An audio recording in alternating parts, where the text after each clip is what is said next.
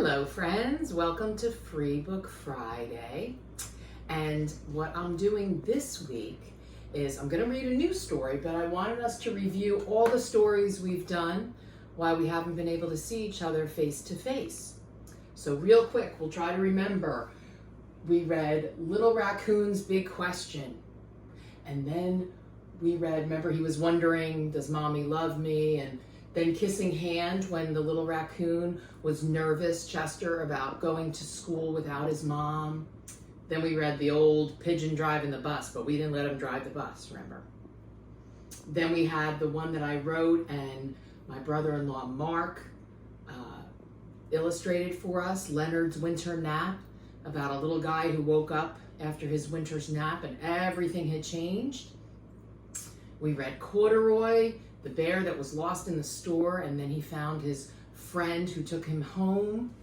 And then we read If You Take a Mouse to School, Where the Wild Things Are, Rainbow Fish, and last week we read a story I remembered my mom reading to me, which was Sylvester and the Magic Pebble. So we have read a lot of stories together. Even though we haven't been able to see each other, at least we've been able to read and be happy, right, for a little while. So this week I'm going to read Wemberly's Worried by Kevin Haynes. And when we go back to school, things are going to be a little bit different. So I'm going to read some of the story with a mask on, because when we go back to school, the teachers and Miss Joey are going to have to wear a mask. So I'm gonna practice a little bit so that you're not nervous and worried like our friend Wemberly. So wait a minute, close your eyes. Don't open them yet. Wait a minute. Let me see. I see you peeking. Okay.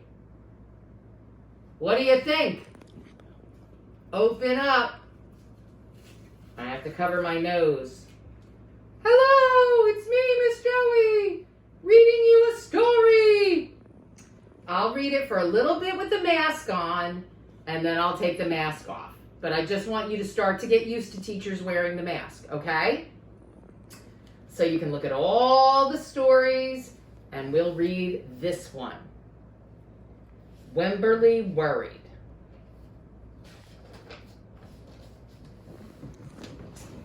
Wemberly worried about everything. Big things, little things, and things in between.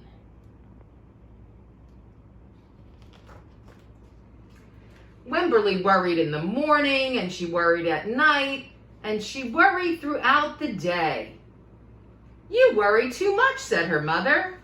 When you worry, I worry. Worry, worry, worry, said her grandmother. So much worry. At home, Wemberly worried about the tree in the front yard, and the crack in the living room wall, and the noise the radiators made.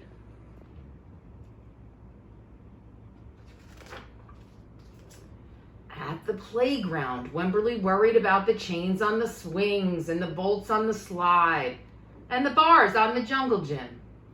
And always she worried about her doll Petal.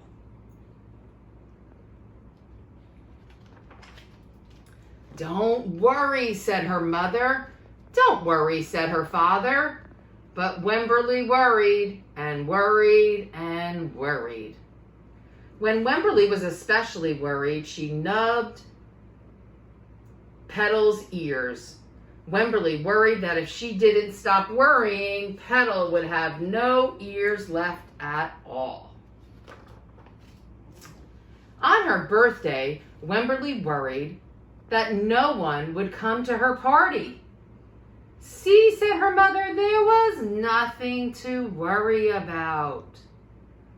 But then Wemberly worried that there wasn't going to be enough cake. Oh, poor girl. She's worrying about everything, right? On Halloween, Wemberly worried that there would be too many butterflies in the neighborhood parade. See, said her father, there was nothing to worry about. But then Wemberly worried because she was the only one. You worry too much, said her mother. When you worry, I worry, said her father. Worry, worry, worry, said her grandmother. Too much worry. Soon, Wemberly had a new worry. School. Wemberly worried about the start of school more than anything she had ever worried about.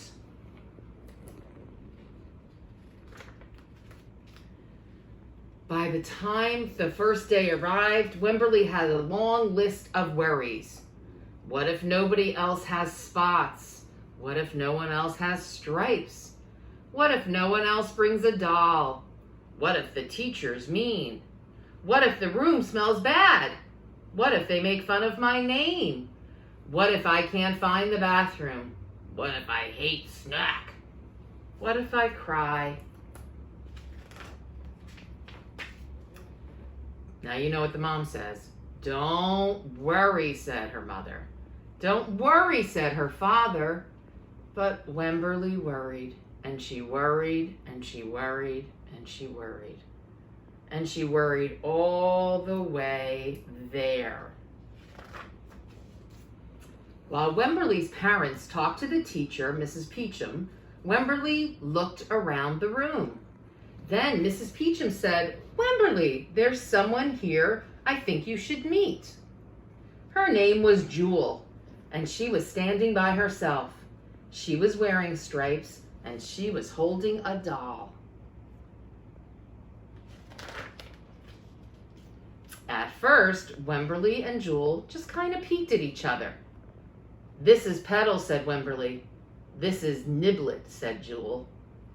Petal waved, Niblet waved back. Hi, said Petal. Hi, said Niblet. I rub her ears, said Wemberly. I rub her nose, said Jewel. Throughout the morning, Wemberly and Jewel sat side by side and played together whenever they could. Petal and Niblet sat side by side too. Wemberly worried, but no more than usual, and sometimes even less. Before Wemberly knew it, it was time to go home. Come back tomorrow, called Mrs. Peachum as the students walked out the door. Wemberly turned and smiled and waved. I will, she said. Don't worry. And here they're doing a little dance. Right? So when we get back to school, things might be a little different, right? Miss Joey and the teachers will have to wear masks to keep everybody safe.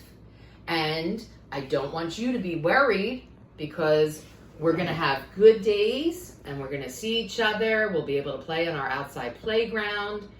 But we just won't be able to be as close to each other. We'll have to spread out a little bit, but we'll work on it, right? So I want you to have a good week. And I want Class A, don't be worried. Give me a thumbs up. Class B, don't be worried. Give me a thumbs up. Room C, you're not going to be worried, right? Give me a thumbs up. And my kindergarten class is not going to be worried when they go to school.